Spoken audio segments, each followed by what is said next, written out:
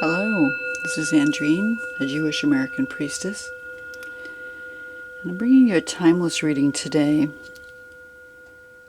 on the subject of what kind of chaos is bringing you magic right now in your life. We're going to do this in the way that I'm going to read from the Gentle Chaos deck that I just received recently. It's by Tyler Gaca, also known as Ghosthoney. And these are the cards. I'm going to shuffle them up, and we're going to pick out 3 cards for 3 different readings today, and I'll put the links below. And then what we're going to do is we're going to take a pick from one of the decks that I have in this bowl, which is the rest of my decks, actually all of the decks, listed on a piece of paper, and to lead us further into that reading. And then we will pull some Hebrunes as well. So let's start out by pulling out 3 cards today from the Gentle Chaos deck. And there's card number 1, kind of sticky. The Garden Snake. Okay.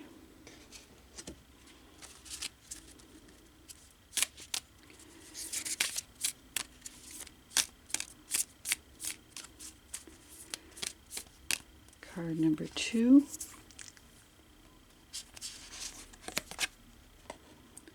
The Child.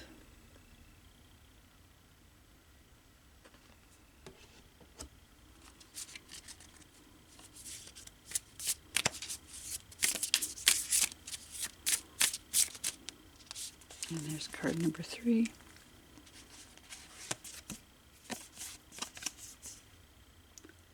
The Mantra.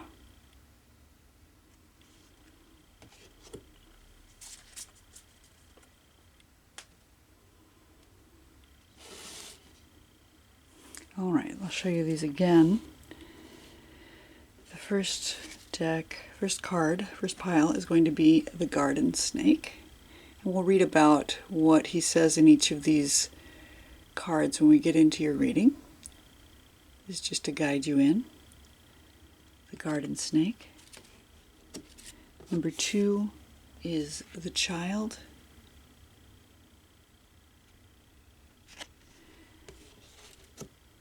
And number 3 is the Mantra. I'll put your timestamps down below, and I will see you in your separate readings.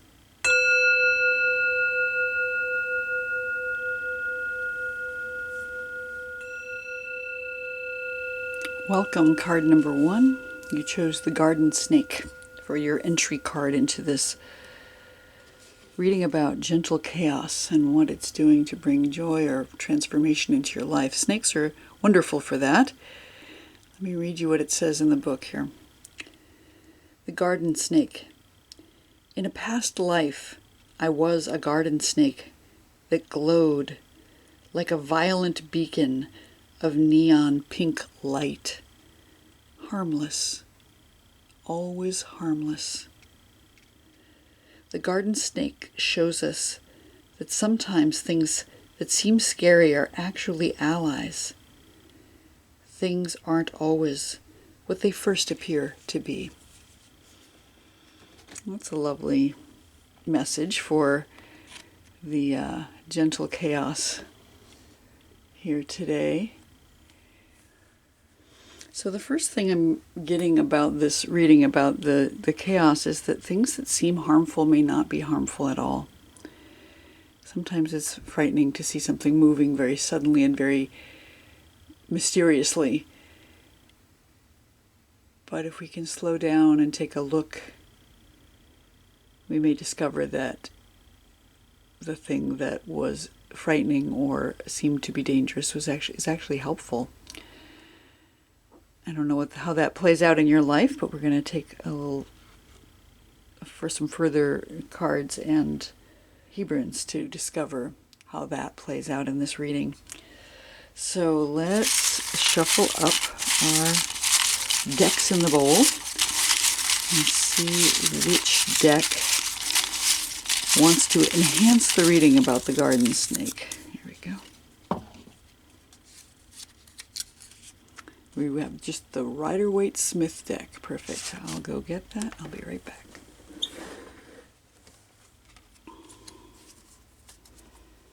All right, let's take a shuffle and see which one card wants to come out to enhance our reading about the garden snake today.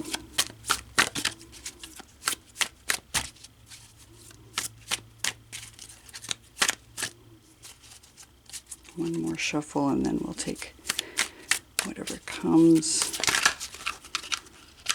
I think this is the one that was sticky there.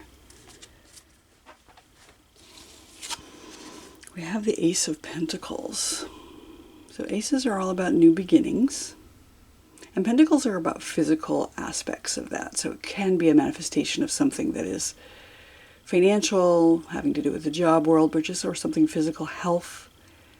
And so there's a new beginning, and you can see these lilies in the foreground representing new life.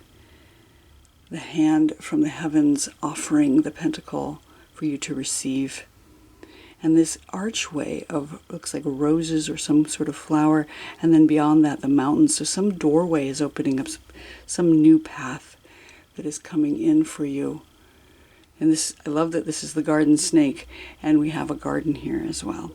So something in this garden is opening up and giving you vistas to attend to in a very physical way. So maybe it could be, again, finances, it could be health, it could be just being in a garden itself, maybe growing something beautiful in your garden. So we're going to set this off to the side, and we're going to pull out 3 Hebrunes today to further illuminate this reading about what chaos is coming in that is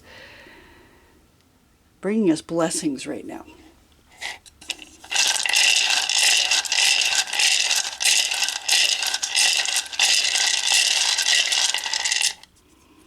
At the top we have the olive.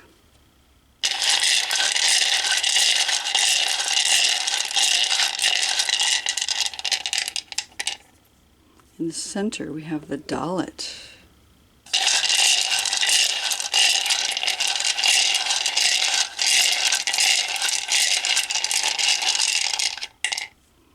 And at the bottom we have the mem. Wow. If I am not mistaken, that spells Adam, which means human or mud or earth. So how amazing is that? Usually our letters don't necessarily spell something, but in this case they absolutely do. Very physical manifestation of humanness and also earth and the garden itself, the mud, the soil. So what's coming down from the top right now is this letter Aleph, and the Aleph is the number 1, the beginning of things. It's that pentacle there. It's that physical manifestation of something that is being offered. It's the very first letter, and you can see that the Aleph is consisting of 2 yuds and a vav, a yud above and a yud below, and this vav connecting them and separating them in the center. The yud above represents the divine and the heavens. The yud below represents the earth and the humans. And they're both connected and separated here by this vav, which means and, heaven and earth, divine and human. It's this balancing letter, and it's the mother letter of air. The mother letter of air, that breath that gives us life. It's the first letter of most of the divine names in Torah. El, Elyon, Adonai, Elohim, and also the first letter of Adam and Adamah, which is human and earth. So we have the Aleph here at the very top, coming down from the heavens, saying there's a new beginning, something new, the number 1, and the oneness of all coming together. The Aleph represents the springtime in the year, the spring between the winter wet and the summer heat. It's that liminal space, that beautiful temperate zone where the air blows, the breezes blow, but we're not either being pelted with rain nor baked with the sun. So something beautiful and temperate and wonderful is coming in. Gentleness is what comes to mind when I think of the spring and the fall, as opposed to the harshness of the summer or the brutality of the cold, wet winter. And that mother letter of air, which is just taking a breath, breathing in, finding the balance. And it is this balancing letter. It's this letter that balances between the harshness of the summer and the wetness of the winter. It balances between heaven and earth. It balances between, what does it say in the Sefer Yetzirah? Merit and guilt. It balances between the fire and the water. So it both connects and divides. And it has this beautiful connotation of unity within multiplicity, as well as the multiplicity within the unity. And by that I mean there is one divine, there's one earth, but there are multiple facets of the divine, and there are multiple places on earth. There are infinite, in fact, facets of the divine, and infinite places on the earth, depending on how microcosmic you get. And yet we only have one. We can take our bodies, for instance. We have trillions of cells in our bodies, but only one body. And so all of those elements that have come together to create us are manifest in the Aleph here. I also think of Aleph in terms of being a crossroads. It's a place where we have to decide which direction to go. And if you look at it, it's not a direct X. It's got that room for decisions. As you come up one side, you have to decide, am I going to go straight? Am I going to go left or right? And then again, make another decision. So it's a crossroads that's coming down. That's a new beginning.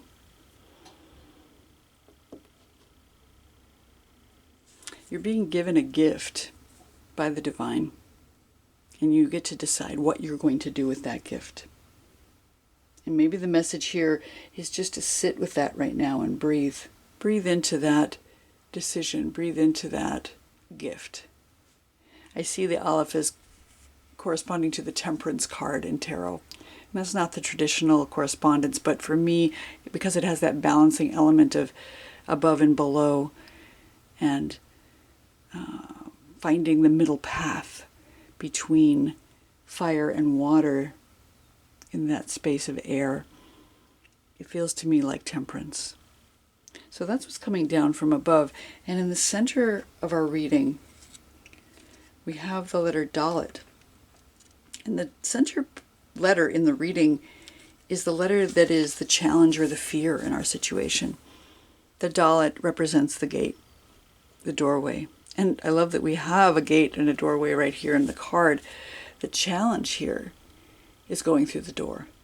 And the doorway can be a challenge because it is unknown. It's what's on the other side. We can't know. Sometimes we get stuck in that doorway. We get stuck in that chaos of not knowing what to do. Should we go back? Should we go forward? And the Dalet is here with this challenge for us. There's a gate right here for you to step through. And you have to decide to step outside your comfort zone in order to make it through to the other side. It's got this connotation of humility as well. The word dal in Hebrew means a poor one, someone who is maybe a little lower. So there's some need for humility as we step through this gate. There's some need to bow our head so we don't hit our head on the top of the door as we step through. And Dalet is the number 4 in Gematria, so it has that connection with the 4 directions, the 4 elements. It's a very physical letter as well. It's not just this vague notion of doorways and gates. It's a very concrete, what direction do we go? What elements are involved here? That number 4, which speaks also to the 4 letters of the divine name, the Yud He Vav He. So looking around and seeing all the different opportunities and directions that are available, and then making the decision to step through that doorway with humility. Dalet corresponds in the Sefer Yetzirah to the binary transformation of wisdom and foolishness. So making a solid choice to be wise or be foolish. It's okay to be foolish at times. And sometimes it's really important to be foolish. But know what you're doing. Know the decision you're making. Know that sometimes foolishness can be wisdom if it's used correctly. And I see Dalit as corresponding to the death card in tarot. And death not being a literal death, but a transformation, some transition through which one needs to pass in order to get to the other side. So yeah, it can be really scary. Like this garden snake, which is frightening because we don't know how dangerous it is. Just the same way we don't know how dangerous it will be to step out of a garden. When we think about the garden in terms of the Garden of Eden, Gan Eden, there is this fear on the other side of that. We've been in this comfort zone, and yet the snake is the one that propels us forward out the garden so that we can live life, so that we can learn about all the things we need to learn as Adam, that we can till the soil, Adamah. And Dalit is also referencing the delta of Venus, that feminine genitalia through which all birth happens. So the death can seem really frightening, but it can also be a birth. Because we don't know what's on the other side, but we still have to go through that doorway in order to continue to exist, because we cannot stay inside the womb forever. We cannot stay in the garden forever. What a beautiful choice here. And it's a challenge, it's absolutely a challenge and a fear to step through that gate. But we've been given the gift. We've been given this new beginning. And in order to honor that gift, I think stepping through the gate is the right thing to do. The divine is offering this to us. And in the final letter of our reading, we have the letter Mem, the mother letter of water. And you can see that it looks a little bit like a womb, in that it has that opening at the bottom, that Dalit, that birth canal. It's the amniotic fluid, the mayim chayim, the waters of life. And this is our outcome or advice here. Mem is a gestation letter. It's about holding within us that creative power and allowing transformation to happen. Transformation through water specifically. Sometimes cleansing. Mikvah also begins with Mem. So we have this creation element here. The amniotic fluid, the womb and the belly and the body. And it's the number 40 in Gematria, so it speaks to that 40 weeks of gestation that happens in the human. But there are many other kinds of gestations that can happen in life, not just literally giving birth, but there are transitions that we do that take some time that are held here in the Mem. And there's my random chime that comes in to say, yes, the Shekhinah is here and agreeing that yes, there are many kinds of gestations that we can have, and many times of life. The 40 years in the wilderness that it took the tribe of Yisrael to become a cohesive tribe. The 40 days of rain where Noah and the animals and his family stayed inside this womb, this ark, as it floated on the water. And the 40 days on Sinai where Moshe, which begins with Mem, went up to receive Torah. Miriam, the prophetess, begins with the letter Mem, the one who had a magical well that followed her through the wilderness, or that she could find the well. And I see Mem as corresponding to the High Priestess card in tarot, the Moon Mother, that receptivity, the feminine divine. So our outcome here is beautiful. It's a moon, it's a water, it's the womb. Something is gestating, something is coming to birth, and it may take some time.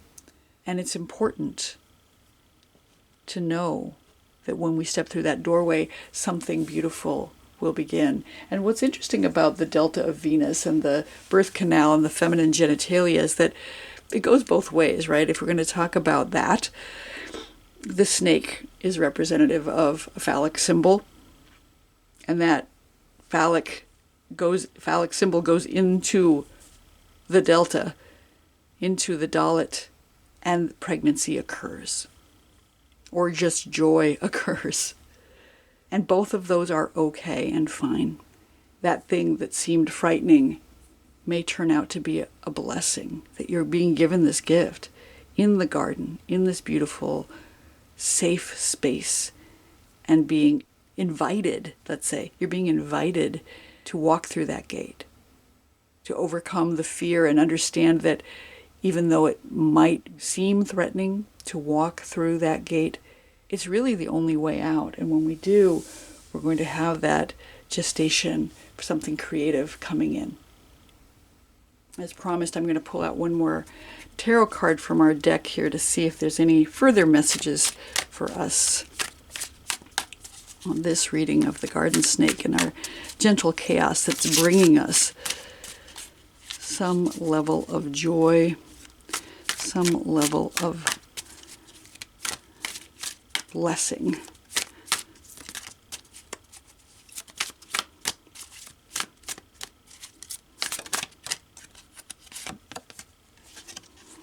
And we have the Three of Pentacles. The Three of Pentacles is about architecture, right? You can see that this is a stonemason at his work, and he's consulting with these two characters that have the blueprints. So it's a moving forward from this Ace of Pentacles into practical applications. People who are coming together to give us advice and direction and helping us to remember how this is supposed to go. Threes are about stepping forward and moving into the actual manifestation of the thing. In cooperation, having a solid foundation. The planning has happened, but here we are putting it into action. Building a team, working together with others so that we can grow in our skill set and create the thing we're meant to create. So on some level, it's after the gestation, well, maybe during the gestation, creation is happening. Maybe we're in that womb space, looking at the plans, figuring out the details. So for those of you who chose the garden snake, try to remember that not everything that is foreign or unusual or moves in a strange way is dangerous. That perhaps it is time to ground yourself with the pentacles, with the Ace of Pentacles, with the garden, with the belly on the earth. Adama is the mud. Get out into the dirt. Embrace your humanity, but understand that you're also connected to the divine. That the divine is gifting you breath and space to grow. That growth is going to require moving through a doorway, moving through a gateway. Even if it's frightening, even if it's a little scary to step through that gateway, it's important to do it with humility. That maybe it's okay to let in the snake in order to propel us through the doorway and to impregnate us with ideas and designs and new plans. And when we do that, we'll find a transformation, a gestation, some kind of creation that will give us a community with whom to plan, and we'll be on our way to the next right thing. These cathedrals, these mountains, this pinnacle that's being gifted to us from the divine. And it's a very physical thing in your case. I don't know what it is. If you want to leave a comment and let me know, I would love to hear it. Thank you so much for watching. I hope this has been useful for you, and I will see you in our next reading.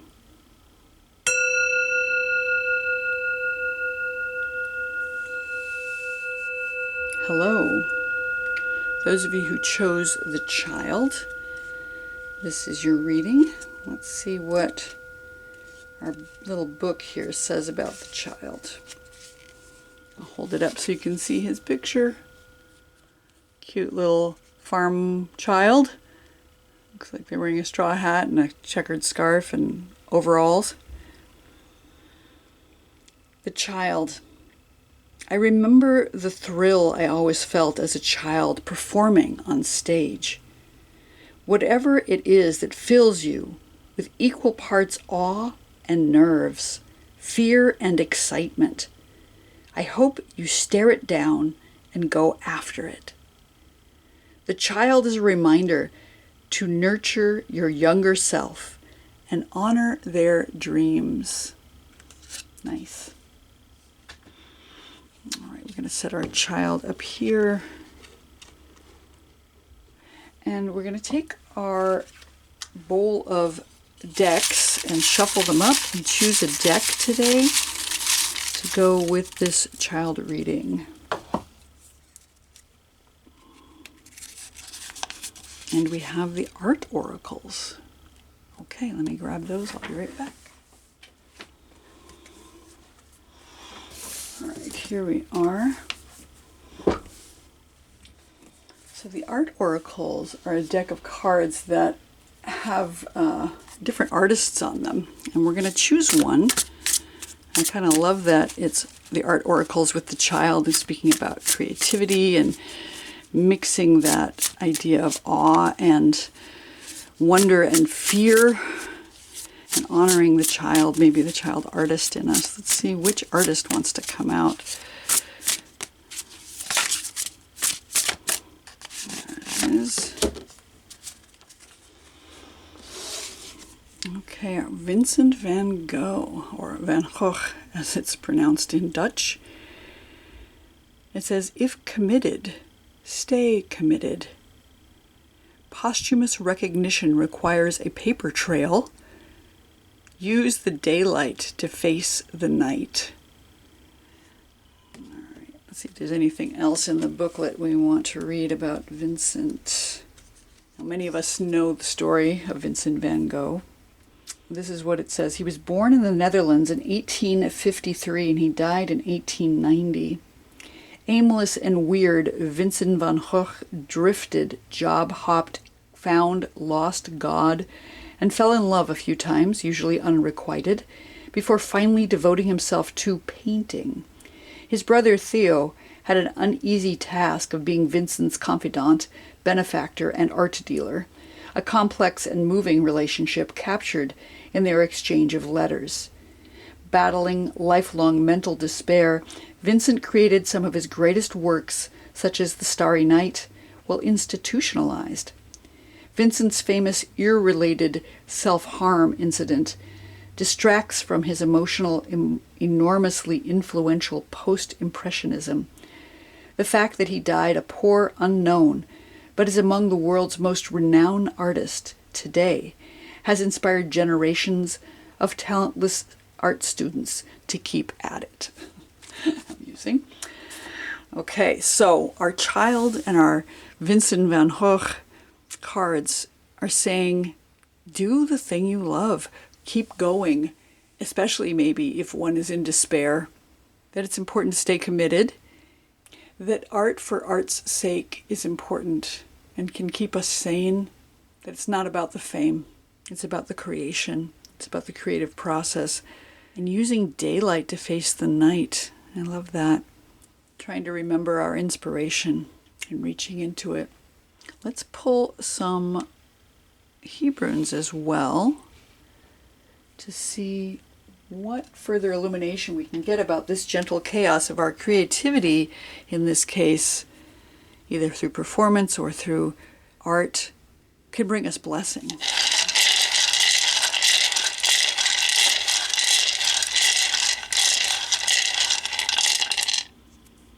At the top, we have the letter P.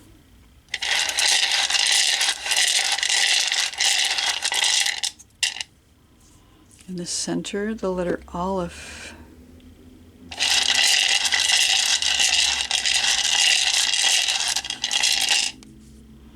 At the bottom, the letter Nun.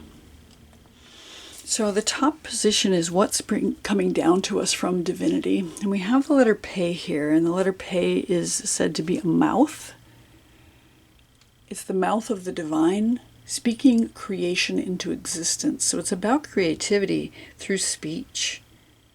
It's about communication, but also creating with our voice, using our voice to speak what we would like to see in the world into existence, using blessing in order to bring about what we would like to see and manifest in the world. Sometimes it's important to speak out loud, or write down at any rate, what we would like to do or see before we can actually do or see it. I certainly have the experience of writing lists of things to do, which I never look at again, and yet those things, when I do magically find the list weeks or months later, have all come to completion, simply by the fact of writing them down. Pei in the Sefer Yetzirah is the binary transformation of grace and ugliness. And so for me, that says it's important to speak what we would like to see rather than cursing what we don't want to see. I think that's just a good practice in general, rather than talking about how horrible things are and how we don't like it this way. Try to picture, envision what you would like to see in the future coming into being, and it's much more likely to attract that. And Pei is the number 80 in Gematria, so it has this connotation of the infinite, the 8 being the infinity loop, and that 0, that 10 times 8, being this ultimate manifestation of the infinite. So it has this connection to the divine and time, and the lack of time, the ongoing time, this sticking with it, as it says, stay committed to whatever your vision is. Remember your childhood dreams and bring them into fruition as an adult. At any point, it's never too late. There is infinite time to create your reality with words, to bless what you would like to see in the world. Pei is the letter that I correspond to the tarot card of the Hierophant. The Hierophant being the one who uses their voice to speak divine words, to communicate with people from their understanding of divinity. They're a mouthpiece of God or goddess, spiritual teacher. Sometimes the Hierophant is seen as something very rigid and a dogmatic belief system, but I think the Hierophant is someone who can be, with that ability of grace, who communicates from the divine to people who have a harder time hearing. So sticking with it, using your voice, knowing that the infinite is here to bless you, and that you are also able to create your reality by blessing. The letter in our center of our reading is the letter Aleph, and the Aleph is the number 1. This is the position of what is a challenge or a fear in our situation. We have the Aleph, the mother letter of air. It's breath and taking time to breathe, finding our breath in our bodies, taking time to meditate perhaps. And it's balance, the balance of above and below, the balance of the divine and the human, knowing that we live in this human body and that we have at this moment human issues to deal with, but big picture, we are the breath of the divine, and to remember that. And maybe that's a challenge right now. The Aleph can also be seen as a crossroads. So maybe we're at a place where we have to decide what direction we're going to go. Are we going to stick with what we're doing? Are we going to turn off into a new direction? Are we going to ignore our artistic side? Are we going to ignore the draw of the creative? Are we going to try to silence the child inside of us? Or are we going to listen to them, draw on divinity, and manifest in reality what we would like to see? The Aleph represents the spring or fall in the year, so it's about this temperate zone and new beginnings as well. We come into the new year in the springtime, and again in the fall in the Jewish calendar. We have 2 very important New Years that happen in the spring and the fall, those spaces between the heat and the wet. So the challenge might be finding our balance when we're maybe uninspired. The Shin, which is the mother letter of fire, speaks to passion, and the Mem, the mother letter of water, speaks to gestation, and the Aleph is this in-between place where we breathe life and are breathed into life. So that's our fear or challenge right now, is this Aleph space. How do we balance above and below? How do we balance divine and human? How do we find our way on that crossroads? How do we speak into creation what we would like to see? Our outcome letter in this reading is the letter Nun, and this is the position of what is our advice or our outcome here. And the letter Nun is seen as someone who is kneeling with their head bowed. So it speaks to humility. It's got this connotation of putting oneself not humiliated, but humbly in the hands of the divine. It's the first letter of the word Ne'aman, which means humble, but it's also the first letter of the word Nes, which means miracle. So the potential outcome here is humility, but also miraculousness, that a miracle can happen here. And Nun is the foundation of locomotion. I love that for this reading, because locomotion isn't just a sprint. It's a long-term, slow start, sticking with it, staying committed, really taking the time to build up momentum and speed and get going. And it's about loyalty and faithfulness, stick-to-itiveness, staying with what it is you've committed to do, to see it through to the end with humility and trusting, being faithful and trusting in the miracle that is on its way. I think this is a beautiful outcome to this reading. Nun is also corresponding to the Hermit card in tarot, and I think that's interesting in terms of Vincent van Gogh, that he was a sort of hermit. Whenever he tried to reach out, it turned out to difficulty for him, but having that ability to stay committed and really focus on your craft, maybe taking some time in solitude in order to see your way forward, in order to do the work that's necessary. Not through humiliation, but through humbleness, and then the miracle will show up for you. Tapping into the inner child, remembering the dreams of the child. Remembering the miraculousness of childhood, maybe remembering how everything felt wondrous, being able to see things from a new perspective. We're going to pull out one more card from the Art Oracle, see if there's an additional artist who wants to speak to you today about your gentle chaos and how it is bringing forth some sort of blessing for you. See this card. We have Sophie Kale. It says, "The sleeper. Put on a good show for the surveillance cameras. Distance makes the heartbreak stronger. Invade neighboring states of privacy." Let's see what our book has to say about Sophie. Sophie Kale was born in France in 1953. Her media includes photography, text, video, voyeurism, oversharing, and unlawful invasions of privacy. One of her first projects, The Sleepers, she found 23 people to sleep continuously in her bed in consecutive 8-hour sessions that included them being photographed and interrogated. For The Shadow, 1981, she had her mother hire a private detective who surreptitiously followed Kale, unaware that she was aware. In Address Book, 1983, Kale called strangers from a found address book, asking about its owner and publishing the transcripts as part of an imagined portrait of the man, who found out and freaked out.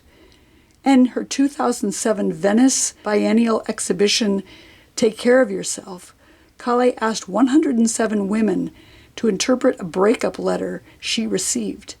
The prosecution rests. So this is really interesting as an outcome card for this. The inner child, the child self is remembering their childhood dreams. And we have this picture of this sleeping woman here, someone who used the mundane and a little bit of invasion to create art. Invade neighboring states of privacy. I think there's something really edgy about that concept of riding the line between what is allowed and what isn't. There's a certain amount of theater here too. And I know in the original card, the child, he speaks to what it was like, that excitement of going on stage. Excitement and fear both are there. And this artist uses that to create a heightened sense of excitement for herself and for her viewers more so than her subjects. That's a really interesting contrast. So as you're speaking your reality into existence and finding the balance between maybe the very private and the very public and the dream of how it could be, bring yourself into some humility here and find the miracle in the mundane. Maybe break your own states of privacy rather than others, but remain humble in the situation. If this speaks to you in some way that I'm missing, I would love to know about it. Please leave comments below, and I would love to hear how this reading comes together for you. So for those of you who chose the child, remember your dreams. Leave a paper trail. Put on a good show for the surveillance cameras, but find your inner joy. Find that dream of the childhood creative. Make what you can of the mundane. Speak what you'd like to see into the world. Overcome the fear of the crossroads and the balance, and come into a place of miraculousness through humility. And I will see you here next time.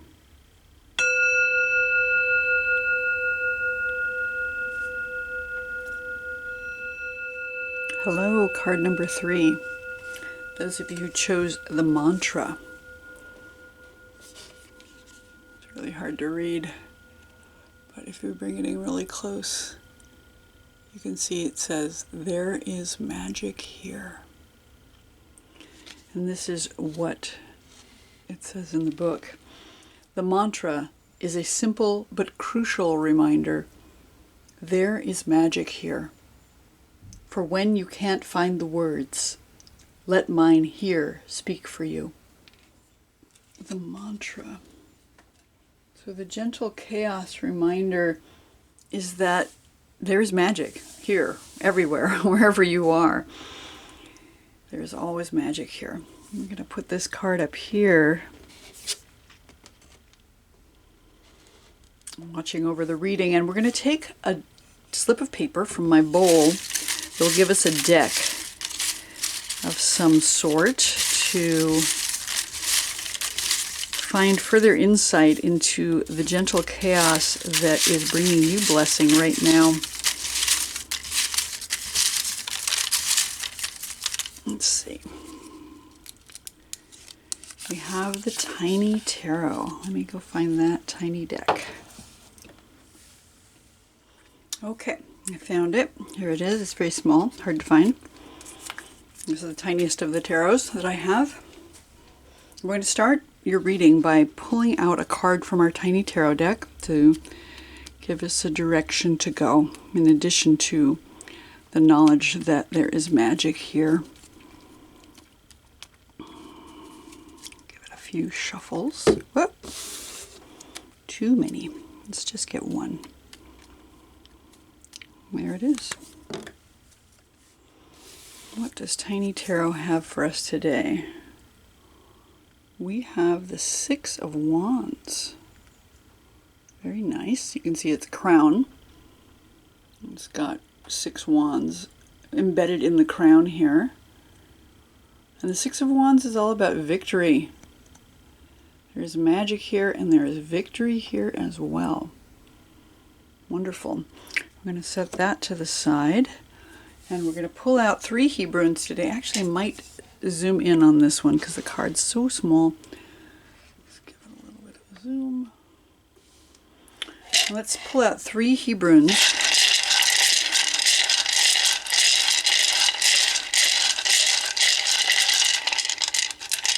Coming down from above, we have the letter Lamed.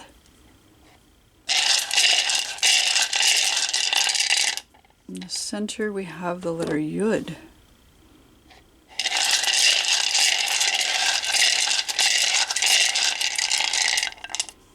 And we have the letter Samekh as our outcome letter. All right, for those of you who chose the mantra, there is magic here. And you have the Six of Wands telling us that there's also victory here. Wands being fire and inspiration, riding toward glory with that crown and that wreath that's usually seen on that Six of Wands card being celebrated by those around you. We have what's coming down from above is the Lamed. And the Lamed is, whoa, got sunshine too. The Lamed is the letter that brings us above the line. It's the only letter in Hebrew that reaches above the line. And so it's about reaching up with hope, with aspiration for connection with divinity. It's about aspiration and teaching and learning. What is it we're teaching and learning right now? It's the foundation of action in the Sefer Yetzirah. So it's not just about this esoteric idea of hope and maybe learning some lessons from the world, but actually action in the world. Lamed is the first letter of the word lev, lev meaning heart. Heart, mind. Actually, in ancient Hebrew, they did not distinguish between the heart and the mind. They were one. They still are one, but we often think of them as separate entities. So it's reaching up with heart toward divinity, teaching something, learning something, maybe learning something by teaching something. That's one of the most solid ways to learn in my book.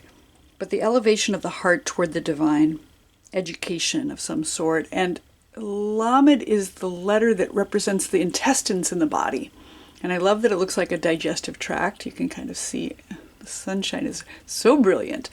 You can see it looks a little bit like a digestive tract with the esophagus above and then the middle organs here and then the excretion organs at the bottom. But this idea of the intestines, which are used in the body to both absorb nutrients and excrete waste. So it has this ability to discern when we take something in, what is useful and what is not. And that's true in education as well as spirituality. When we are receiving something from other or the world or from the divine, what is it that we can use? What is the thing that is the nutritious aspect of it? And what can we let go? What do we need to discard? And we use our heart to make those determinations. Because it is the letter that reaches up above the line toward the divine. And you can see right at the top, there's a little tiny yud at the top. I think of it as corresponding to the star card in tarot, where we are focused on the star. We're focused on the divine. We're focused on reaching up and receiving from divinity what it is we need to learn, and having this optimism and boundlessness, maybe having an open heart. And that's what's coming down from above. As we reach up toward the divine with our hearts, we recognize the magic is here. We recognize that there is magic here everywhere. And through that magic comes our success, comes our inspiration, which then multiplies into a manifestation of success. In the center of our reading, we have the position of what is a fear or a challenge here. And we have the letter Yud here, and I find that really interesting. The letter Yud, smallest of all the letters. I'm trying to find a way to see this in the light. The Yud is that one point out of which all is created. It's that one point into which the divine contracted themselves in order to make space for creation. And it's a seed, and it's a sperm. It's a new beginning. It's the one point that starts every single letter in the alphabet as we create by writing, engraving those letters into divinity. It's an atom, the building block of all creation. And it's the first letter of the word yad, which means hand. It's using our hands for creation in the world.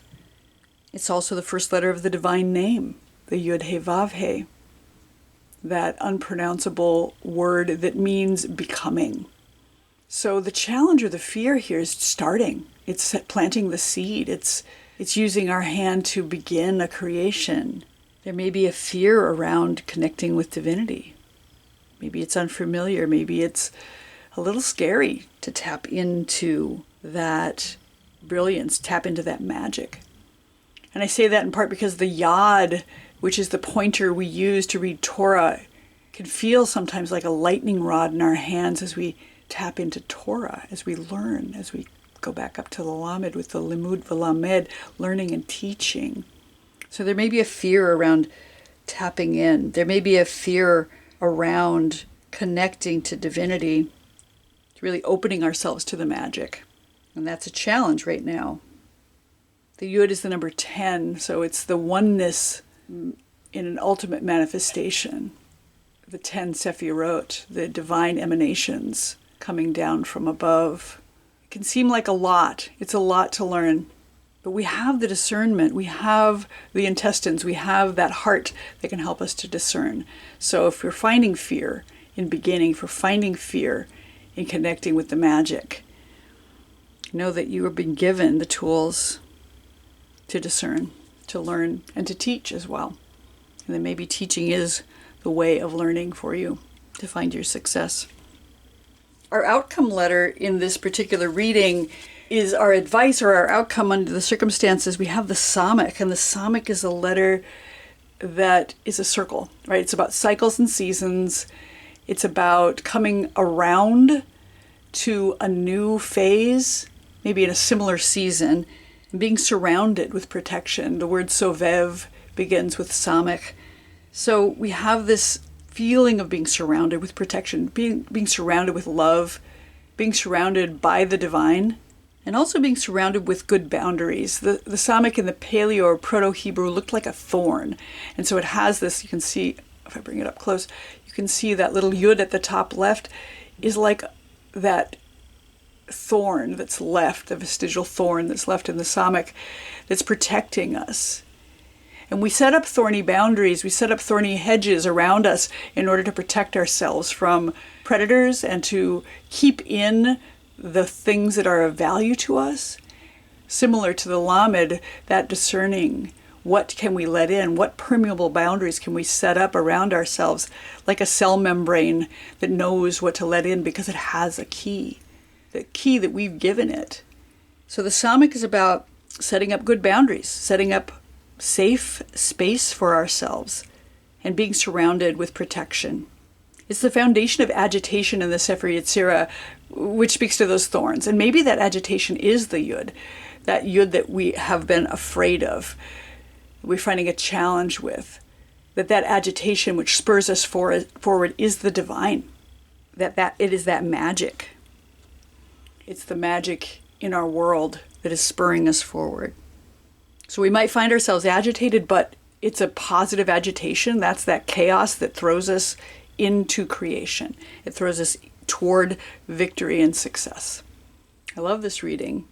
The blessing here, reaching up with heart toward the magic. And even if we have a challenge with the fear here of connecting with the divine or starting a new thing, we're surrounded with protection. We've set up good boundaries, and we have the agitation of divinity spurring us forward toward victory. I'm going to pull out one more card from our tiny tarot to get further information, if we can, about this blessing that's coming through the chaos. These are it's funny how the big cards are hard to shuffle and the little cards are also hard to shuffle. But we can do it. We have the magic. There it is. And our outcome card is strength. I love this. You can see this. I'm going to bring it a little closer. We have the strength here. In this deck, it's the number 11, which is also a magical number. We have this vulnerable, nude person who is taming the lion. You can see that she has a bird on her left hand, and she has her right hand on the lion's back. She has the strength through gentleness to tame the beast with magic, because that 11 is, again, magical, a magical number. So our outcome here is strength as we come through with the magic, as we've reached up with heart toward the divine. Our success comes through connection with above and the earth as well, about manifesting with action in the world, teaching and learning, reaching up with heart, digesting the information that comes into us, extracting the nutrition and releasing that which no longer serves. And even if we're having difficulty planting the seed and starting, use that yod, that hand, to tame the beast.